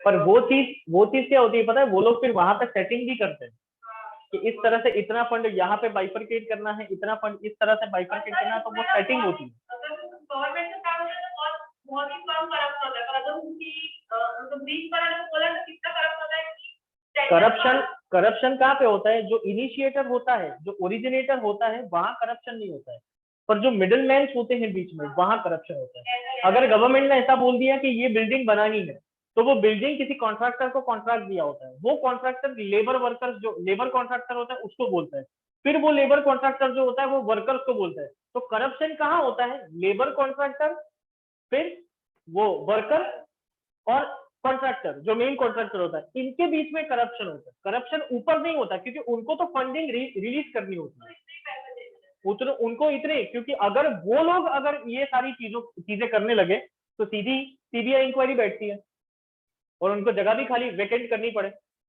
अगर ये चले तो वो लोग यूजुअली ये सारी बचड़ों में नहीं पड़ते, मोस्टली कॉन्ट्रैक्टर्स ही होते हैं। और कॉन्ट्रैक्टर्स भी क्या, जैसे कि हमारे यहाँ पे जो भी इंफ्रास्ट्रक्चरल डेवलपमेंट होता है वो सिर्फ एक ही कंपनी करती है, लार्सन एंड टूब्रो, एलएनटी।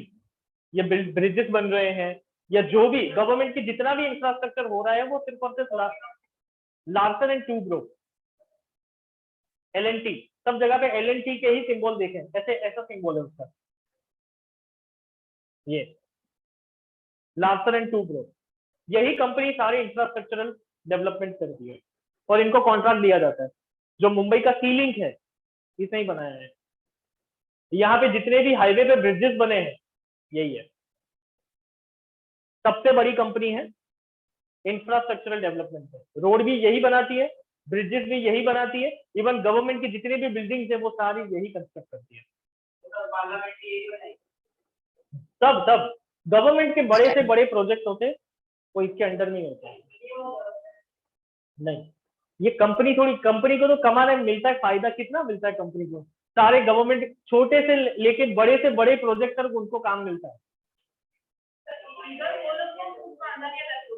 पर इसमें क्या होता है, ये लोग है ना, ये प्रोजेक्ट ले लेते हैं, उसके बाद में वो लोग कॉन्ट्रैक्टर हायर करते हैं। देखो करप्शन कहाँ आता है, ये लोग कॉन्ट्रैक्टर हायर करते हैं। अब जो कॉन्ट्रैक्टर हायर करते हैं तो वो एलएनटी के कॉन्ट्रैक्टर्स नहीं होते, वो प्राइवेट फर्म के कॉन्ट्रैक्टर्स होते हैं। ठीक है, फिर वो क्या करेगा, अपने वो प्रोजेक्ट ले लेगा, फिर अपने नीचे वो दूसरे कॉन्ट्रैक्टर्स रखेंगे। ठीक है, जैसे कि ये रीजन में एक अलग कॉन्ट्रैक्टर, ये रीजन में अलग कॉन्ट्रैक्टर, ये रीजन में अलग कॉन्ट्रैक्टर, इस तरह से। और वहां पे वो ब्रिज का प्रोजेक्ट लिया है, ठीक है, तो वो मणिनगर वाला ब्रिज वो बनाएगा, फिर यहाँ पे ये क्या बोलते हैं गांधीनगर वाला ब्रिज वो बनाएगा। ठीक है, तो वहां का जो पूरा जो है ब्रिज बनाने का कंस्ट्रक्शन वगैरह काम, तो वो एक उसको दिया जाता है। इस तरह से सब जगह पे बाइफरकेट हुए होते हैं। तो करप्शन यहाँ होता है, ज्यादा पैसा मांग लेते हैं। हाँ ठीक है, क्लियर। तो ये कंसेप्ट ओवर हो गया टाइम। Okay, bye bye.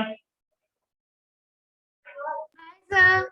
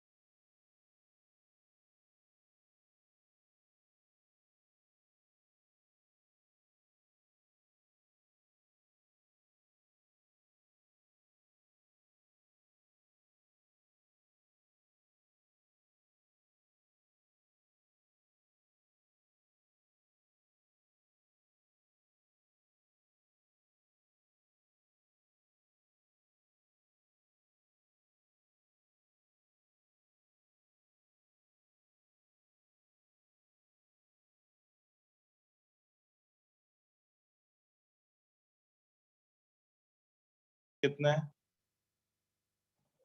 किसके नाम नहीं पता जानवी नहीं सफल होगा तो कितना है हाईएस्ट कितना है व्हाट इज द हाईएस्ट तो you are very close out of 35 40 आपके आउट ऑफ क्यों कहाँ पे मार्क्स दिए आपने देखा पेपर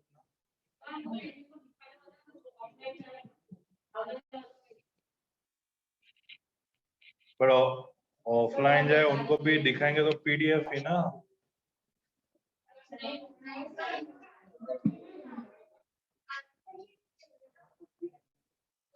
आप लोगों ने किसमें एग्जाम दी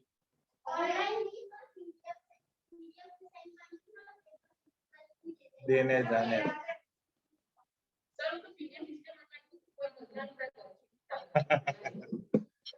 गद्दारी anyone online students they got marks Yes, sir. Tia did you get the marks मुझे नहीं- आवाज कट रही है बेटा सुनने दोगे No, sir. no none great yes Titi tell me Sir, 16, 1 6 16 out of 20 20. Yes, आपका और बंसी का पेपर एक था yes, sir. मुझे लगा ओके यहाँ पे आपके मिले बात लेते एग्जाम सर मेरे को 35 out of 40 you 34 ऑनलाइन मुझे 32 में से 40 भी लिख के देख सकते हो आप मुझे पता है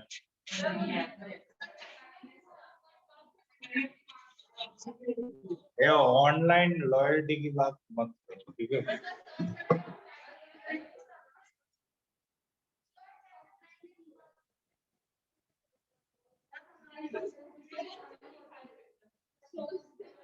मुझे ये बात अस्वीकार है ओके यस तो ही आ सकते हैं नहीं तो हो रहा है आप 25 से 30 के बीच वाली प्रजा हो ठीक है मतलब ज्यादा भी नहीं कम भी नहीं ठीक ठीक ठीक ठीक ऐसा ठीक है ना तो ज्यादा मार्क्स भी आ जाए ना तो डाइजेस्ट नहीं हो पाते हैं ना See that you are copying very smartly. See, हमको ऐसे भी कॉपी नहीं करनी कि पूरे मार्क्स आ जाए ठीक है टीचर्स को लगना चाहिए कि हमने लॉयल करके एग्जाम दिए है ना I know your tips and techniques चलो now tell me what are they doing in your school are we leading ahead और we are lagging back we are lagging back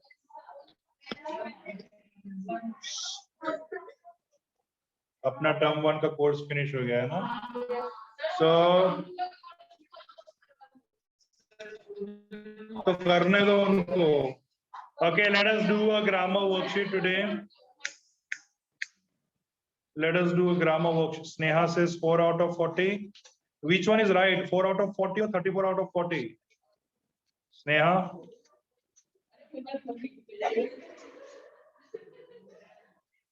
chalo okay let us do grammar worksheet today thoda notebook nikalo pen nikalo pencil eraser we'll do a worksheet today live worksheet of grammar topic hum decide karenge kya karna hai aapko गाना गाना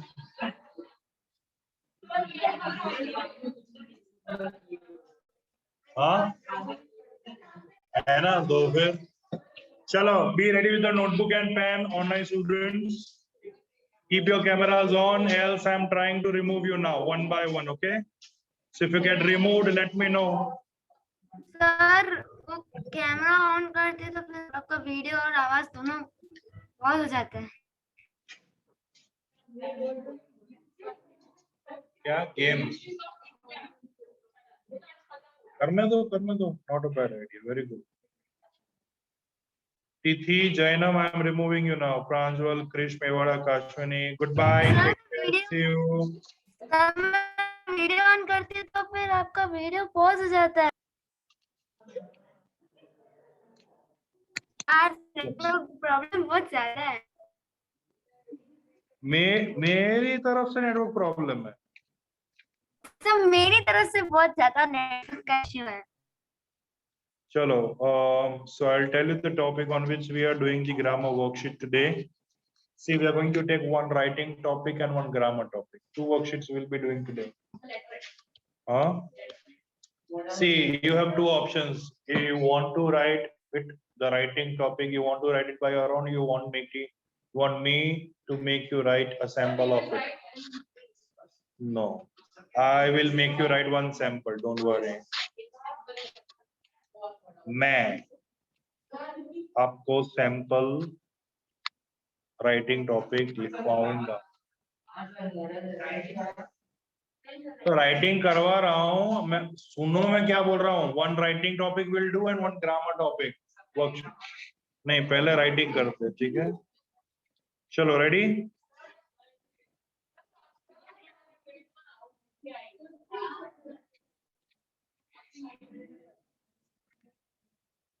Why are you in a hurry to finish the literature first? Then what we'll do? Dance in the class? Then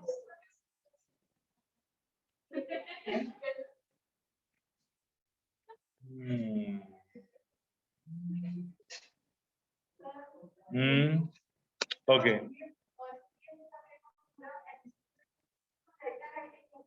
तो रहने दो ना, term 2 हो गया decide कि वो भी एमसीक्यू ही होगा।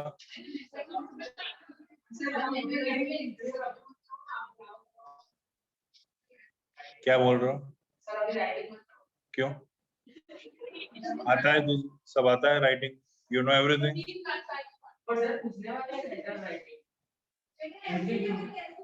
स्कूल पूछे ना पूछे, मैं पूछने वाला। चलो, write down question. Yes, letter.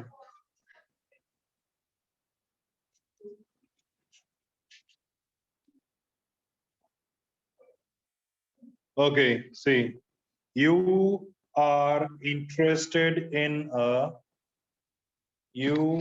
I hope online students are able to hear me. Yes? Yes, sir. Okay. Yes.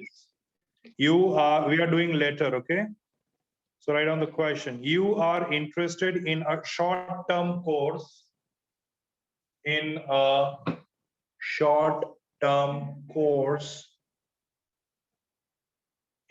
computer graphics,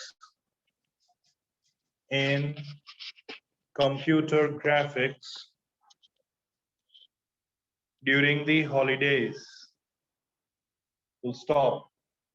So you have to write it with neat and clean handwriting, okay? Else I'll tear away the page. Sir, in what? You are interested in a short-term course in computer graphics during the holidays. Full stop. Write a letter to the director. Write a letter to the director, D capital, comma, Fortune Graphics Computers, FGC capital. Fortune Graphics Computers, ये 3 word के first letter capital. Fortune Graphics Computers, comma, inquiring about INQUIRING. See, don't feel ashamed of asking the spellings, okay? But don't bluff the spelling. Comma. You don't have to write comma, but you have to do comma. Comma. Inquiring about their, THEIR, their short-term courses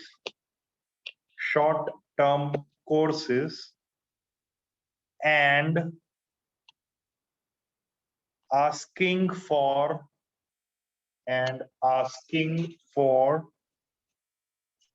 all the necessary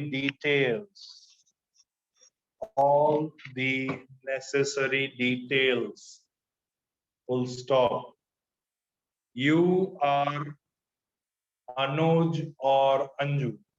You decide what you want to be, okay? Anuj or Anju of 28A, comma, Uttam Nagar, 28 Anju के बाद of. You are Anuj or Anju of 28A, comma, Uttam Nagar, comma, Nehru Road, New Delhi. Full stop. Okay. So write it with neat and clean handwriting. Now you write answer in the index on the left hand side, margin, whatever it is. So first is whose address? Sender's address. Write down 28A Uttam Nagar, left hand side, okay? 28A Uttam Nagar. Online students, are you able to hear me? Yes. I hope we are sailing in the same boat. Okay. Yes. 28A Uttam Nagar, comma, उसके नीचे Nehru road, उसके नीचे new Delhi, dash करके कोई भी 6 digit का pin code लिख लो अपने मन मर्जी. Digestive, no. Start from 3, have fourth number as 8. तो कुछ complicated रखो, लगे कि सोच के लिखा है. Yes.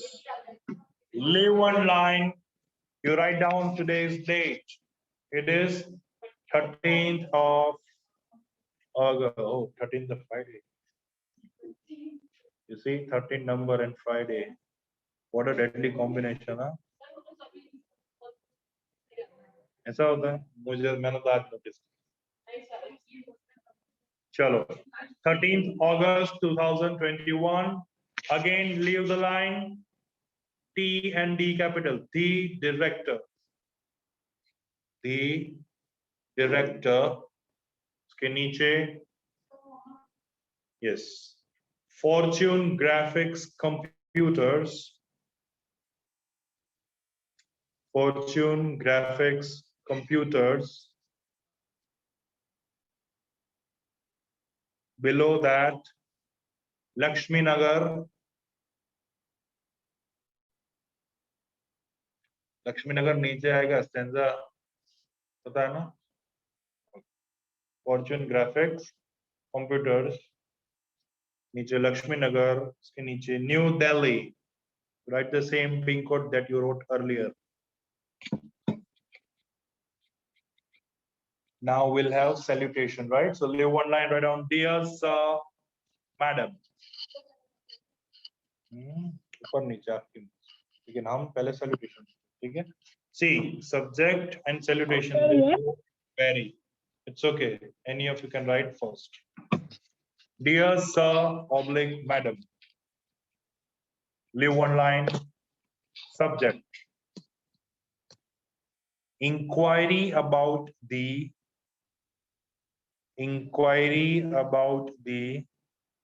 जैनम उंगली ठीक हो गई बेटा? कि अभी भी वैसी की वैसी है? दिख नहीं रहे हो बेटा? I can't see you बेटा. मेरा वीडियो ऑन है sir. No. Jainam, this is Jainam Shah, yes. Okay, sir.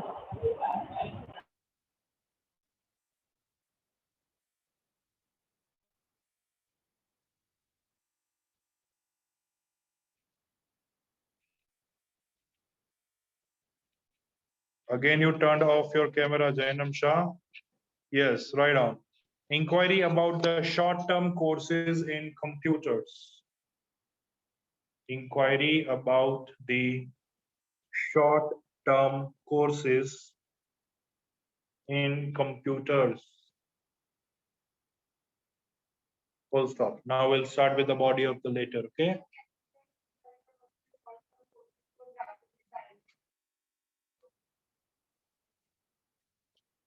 Your wish, go ahead. Now body, ready? I came across your advertisement.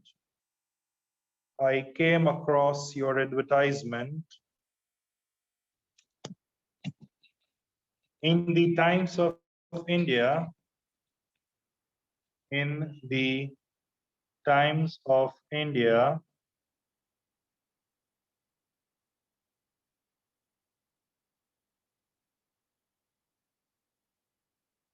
dated 11th July, dated 11th July. I came across your advertisement in the Times of India, dated 11th July, full stop. I would like to know in detail. I would like to know in detail about the courses,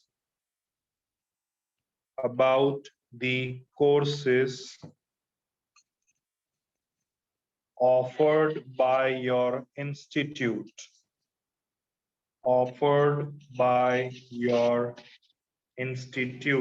full stop.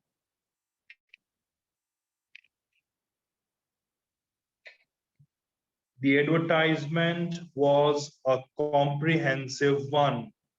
The advertisement was a comprehensive one.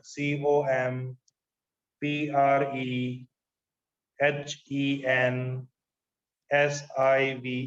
comprehensive one, and offered a variety of courses. Offered a variety of courses, full stop. Since it is the age of technology, since it is the age of technology, comma, my interest is in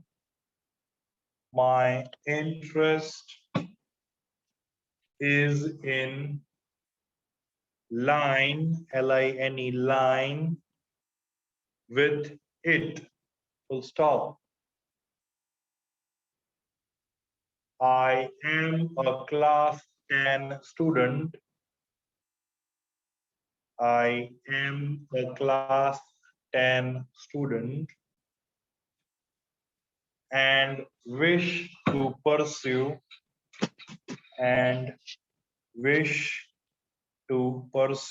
P-U-R-S-U-E, a course in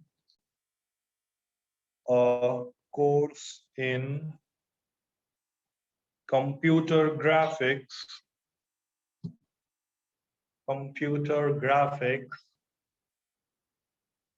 during the summer vacation,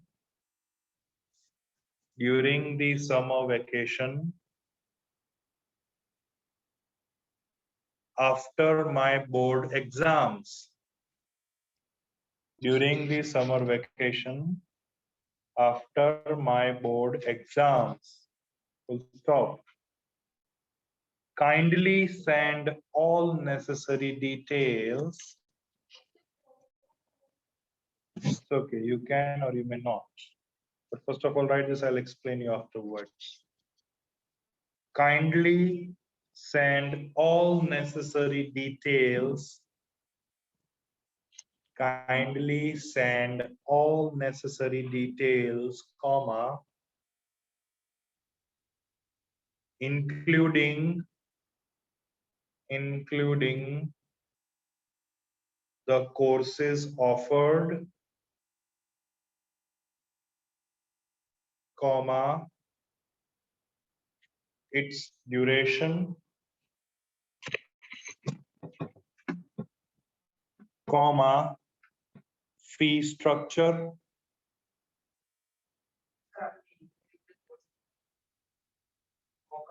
including the courses offered, comma, its duration, its other fee structure, comma, etc. At the above address. at the above address. To stop. The payment for the payment for the brochure, BROCHURE, ब्रोचूरे नहीं है, ठीक है? Brochure. How you speak? Brochure. What is it? Brochure. It's not brochure. It's brochure. BROCHURE. Brochure shall be made. Brochure shall be made at the time of the delivery. At the time of the delivery. Full stop. Leave one line. Thanking you in anticipation. Thanking you in anticipation. ANTICIPATION.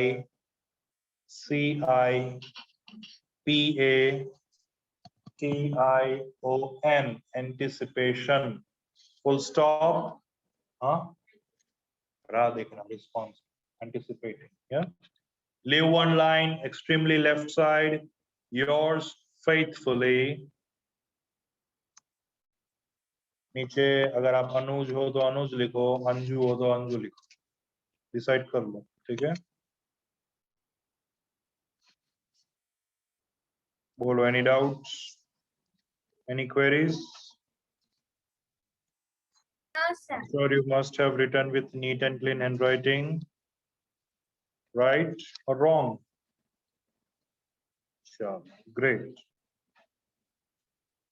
अभी अच्छा आपको transformation of sentences करवा दिए? Transformation of sentences is left और done? You don't know transformation of sentence. How does it look like? Chalo. Give heading as use the verbs. Wait, no. Fill in the correct form of the words. Fill in the correct form of the words.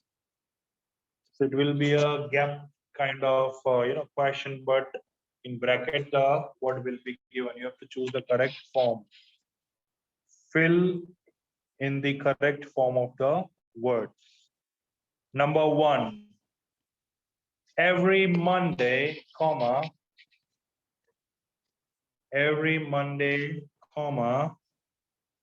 Sally, SALLY, Sally, into bracket, drive, bracket closed, dash, her kids to football practice. To football practice. Number 2. Shh. You have to write this. SHH.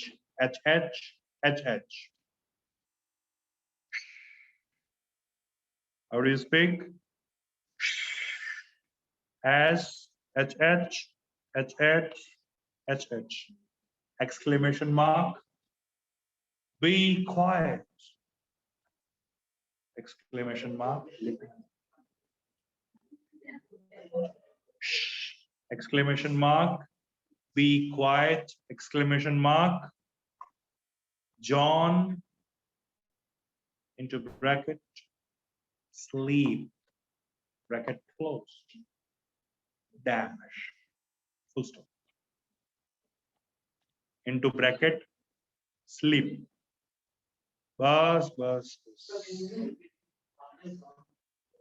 After John, it is bracket, sleep, bracket closed, dash, full stop. Next. See, now in this third number, there is a dialogue between A and B. So we will write A in number 3. So A is speaking. What,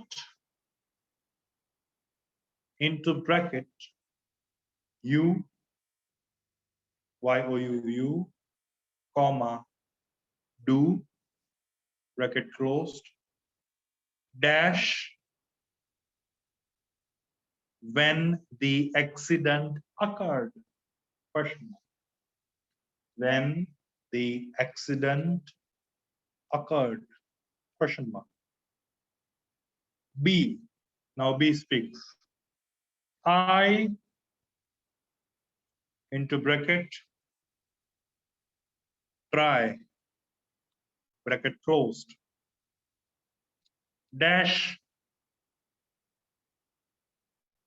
to change a light bulb, to change a light bulb that had burned out, B-U-R-N-T, burned out. Stop. Number 4. Again, a conversation between A and B. Okay. A.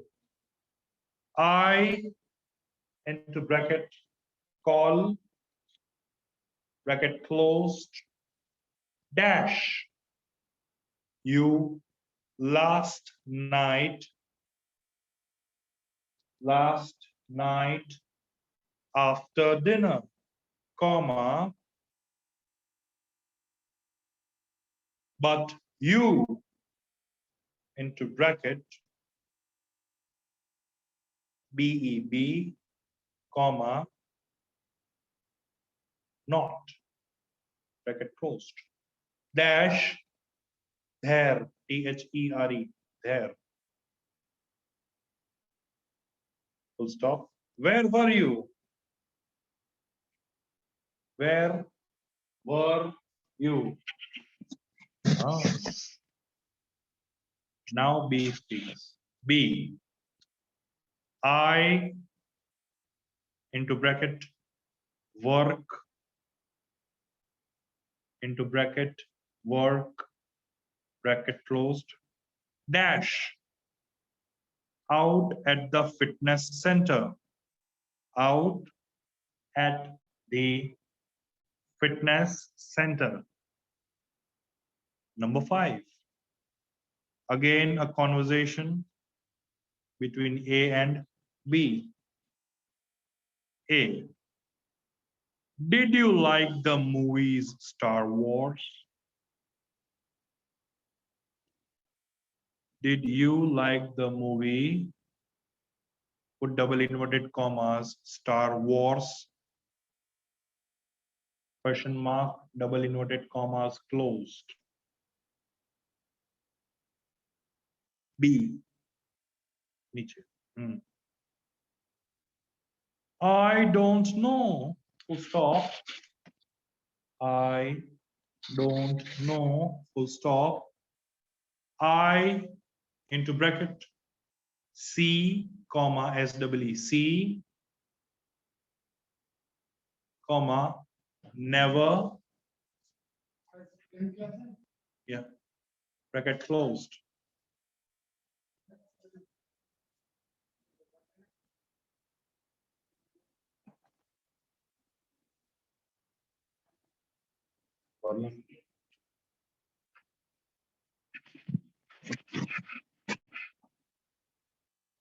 Never के बाद bracket close कर दिया. You do it at your ease. It's okay. Afterwards, not right now. Dash, that movie. Dash, that movie. Full stop. Last, number 6. Sam, into bracket, arrive, bracket closed, dash, in San Diego, in Sandiego, as capital, SAN space D capital DIEGO, Sandiego, a week ago. A week ago, full stop. You have to strictly write the answers with pencil. As simple as that. I hope I'm making it clear to your online students. Strictly with pencil.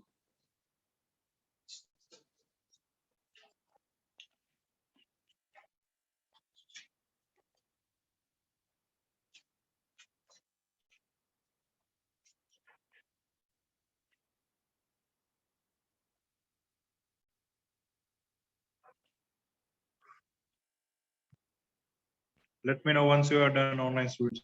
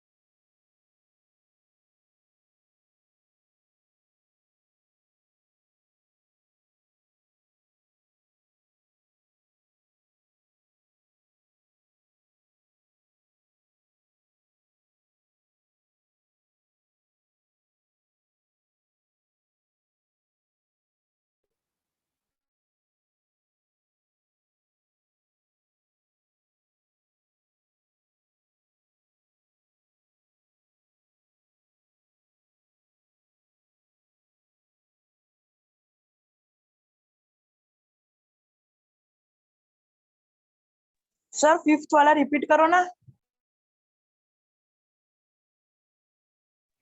Just a minute.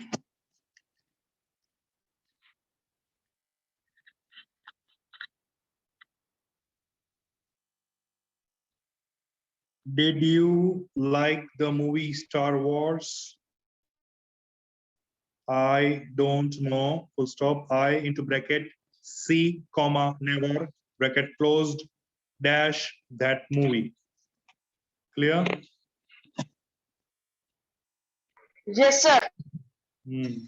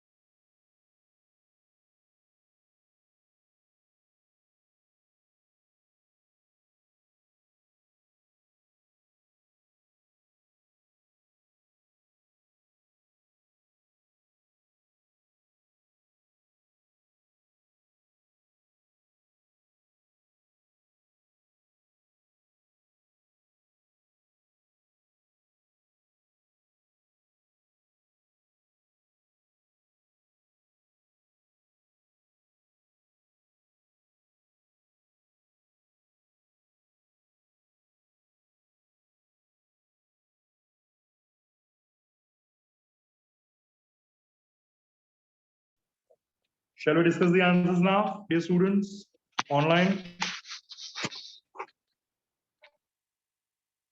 See, everyone is busy having dinner right now. That's why they've kept cameras off. I know.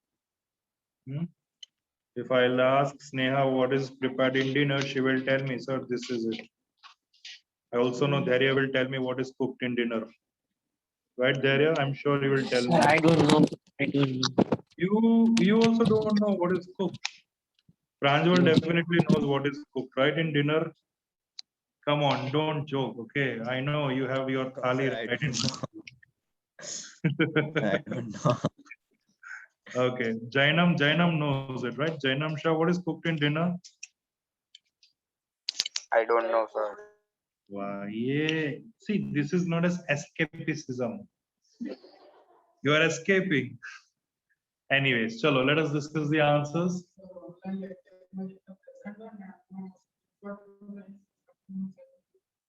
પણ એ જે લોકોના camera on હોય એ લોકોના screenshot લો ને બાકી તો absent થશે ને આપણને सर मेरा नेटवर्क फाइन प्रॉब्लम है। में देखो इंस्ट्रक्शंस आ गई है कि जिसके कैमरास ऑफ है उनकी अटेंडेंस नहीं होगी, ठीक है? सर मेरा पर नेटवर्क प्रॉब्लम है। रुको, तो सर मैं कैमरा कैसे ऑन करूँ? मैं कैमरा ऑन करूंगी तो फिर मीटिंग से बाहर हो जाती है बार-बार। सिर्फ सर आज ही के लिए सिर्फ प्रॉब्लम है, बाकी मेरा कैमरा ऑन रहता है हर बार। नहीं मत करो, कौन बोल कर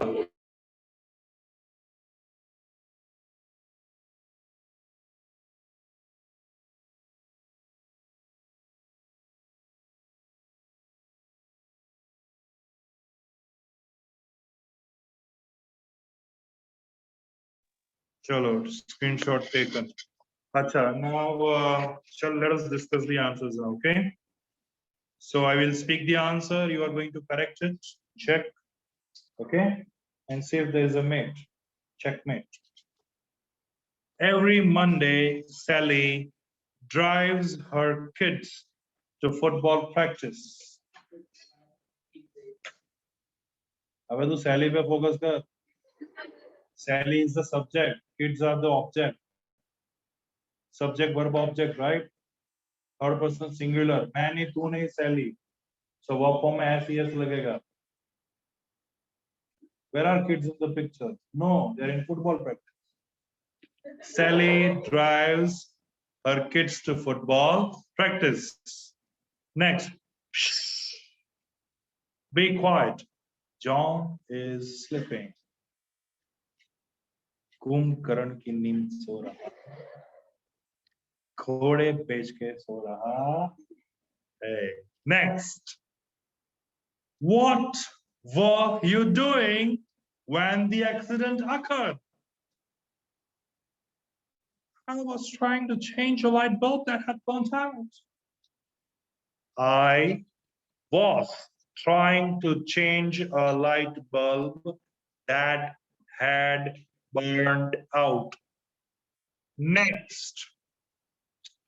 I called you last night after dinner, but you were not there. Where were you? I was walking out at the fitness center. I was working out at the fitness center. Called from the epiglottis. Called, huh? Was working. Was. तो वहां पे तो मैं आया नहीं हूं ना अभी. Were not. You were not there. Where were you? वही वाला ना? Yes. So I was working at the fitness center. Next. Did you like the movie Star Wars? I don't know. I've never seen that movie. Present perfect tense. Negative form. Yes? Great. I have never seen that movie. Last. Sam arrived in San Diego a week ago. Why? That have never seen. Why? What did you write? Huh? I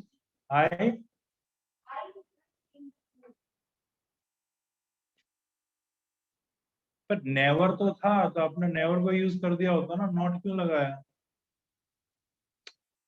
See, never is also a negative, right? No, never, Yes. not, neither, none. These are the negative words, right? See, when you convert an affirmative to negative, see, we know the golden rule of transformation of sentence. It says that when you convert an affirmative to negative, you don't change the meaning. If I say,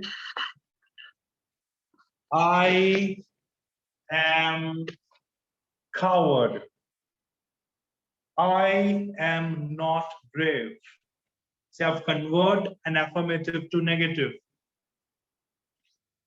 I am a coward. This is affirmative, negative. I am not brave. You add not and you add opposite of coward, brave.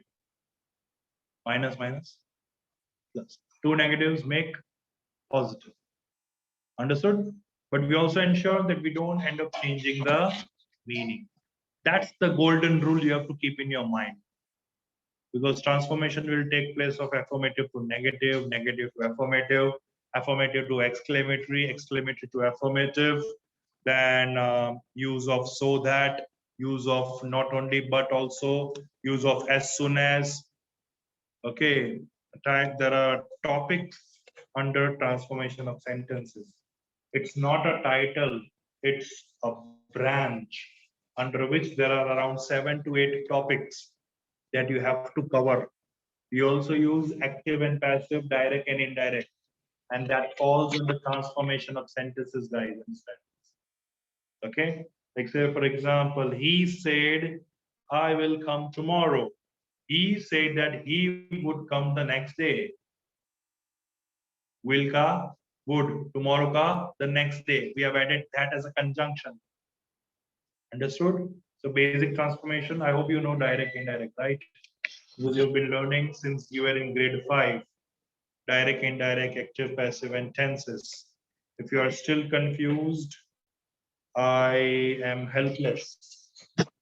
And I am helpless to your helplessness. You know the meaning of helplessness? It means majboori. वो आपकी मजबूरी है, मैं भी समझ सकता हूँ, but we have to master it anyway, okay?